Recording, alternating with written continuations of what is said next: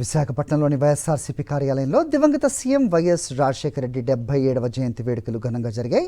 MP Golla Baburao, MLC వరద కళ్యాణి, వైఎస్ఆర్సీపీ జిల్లా అధ్యక్షుడు కేకే రాజు ఆధ్వర్యంలో జయంతి వేడుకలు ఘనంగా జరిగాయి. ఈ సందర్భంగా వైఎస్ రాజశేఖర రెడ్డి విగ్రహానికి పూలమాల వేసి ఘనంగా నివాళులర్పించారు. కేక్ కట్ చేసి పేదలకు చీరలు పంపిణీ చేశారు. సంక్షేమ పాలనలో వైఎస్ఆర్ దేశానికే ఆదర్శంగా నిలిచారని ఈ సందర్భంగా కొనియాడారు. ప్రజల సంక్షేమానికి ఎన్నో పథకాలు తెచ్చిన రాజశేఖర రెడ్డిని ప్రజలంతా గుండెల్లో పెట్టుకున్నారన్నారు వైఎస్ఆర్సీపీ నేతలు.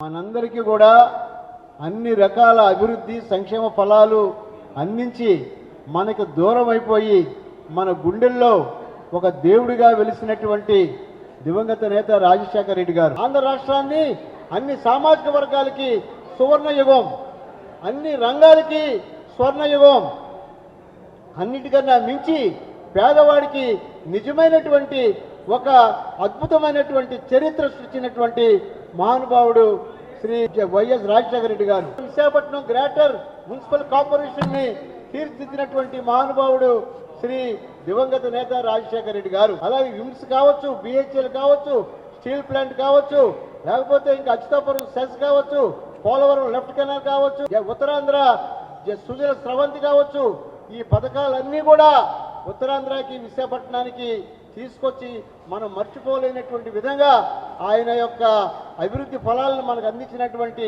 మహానేత శ్రీ దివంగత నేత మన రాజశేఖర రెడ్డి గారు. వైఎస్ఆర్ గురించి చెప్పాలంటే కొన్ని మాటలు సరిపోవు. అతన్ని అభిమానించే వాళ్ళకి ఎన్ని గంటల సమయం ఇచ్చినా అతని గురించి చెప్పడానికి సరిపోదు. అంతగా ఈ రాష్ట్రానికి మంచి పరిపాలన అందించారు. నిజం చెప్పాలంటే వైఎస్ఆర్ ఒక లెజెండ్. వైఎస్ఆర్ అనే వ్యక్తి దేశ రాజకీయాల్లోనే ఒక ధృవతార. రాజకీయాలకే రాజసం నేర్పిన వ్యక్తి ఎవరైనా ఉన్నారంటే అది వైఎస్ఆర్. పేదల తలరాతను మార్చిన ఒక విధాత. అలాంటి పరిపాలన అందించారు. ఆ రోజు 2004కు ముందైతే ఈ రాష్ట్రంలో ఉన్న హిందువులు అవ్వచ్చు, ముస్లిమ్స్, క్రిస్టియన్స్ దేవుడిని ప్రార్థించేవాళ్ళు. తమ బిడ్డలకి చదువు ఇవ్వండి, అలాగే తన బిడ్డలకి ఆరోగ్యాన్ని ఇవ్వాలి దేవుడా, అలాగే రైతులైతే తమ పంటను బాగా పండించాలి అని దేవుడిని ప్రార్థించేవారు. వివిధ మతాల్లో కులాల్లో ఉన్న పేదవాళ్ళు దేవుడిని ప్రార్థిస్తే దేవుడు కరుణించి 2004లో అతని ప్రతినిధిగా వైఎస్ఆర్ని పంపించారేమో అన్నంత గొప్ప పరిపాలన వైఎస్ఆర్ గారు అందించారు. రాజశేఖర రెడ్డి గారు అంటే ఒక స్ఫూర్తి, ఒక ప్రేరణ, ఇన్స్పిరేషన్. ఆయన ప్రతిపక్షంలో ఉన్నా అధికార పక్షంలో ఉన్నా ప్రజల మధ్యనే ఉంటూ ప్రజల కష్టసుఖాలని నెరవేర్చడం కోసం ఆయన ఈ విధంగా హోందాతనంలో కూడా రాజకీయాలు చేశారనే మనందరికీ కూడా తెలిసిందే. రాజశేఖర రెడ్డి గారు తీసుకొచ్చిన ఫీజు రియంబర్స్మెంట్ పథకం ద్వారా ఈరోజు రాష్ట్రంలో లక్షలాది కుటుంబాల్లో పేద విద్యార్థులు డాక్టర్లుగా, ఇంజనీర్లుగా ఎన్నో ఉన్నత స్థానాల్లో ఈరోజు ఈ ఉమ్మడి ఆంధ్రప్రదేశ్ రాష్ట్రంలో స్థిరపడటం జరిగింది.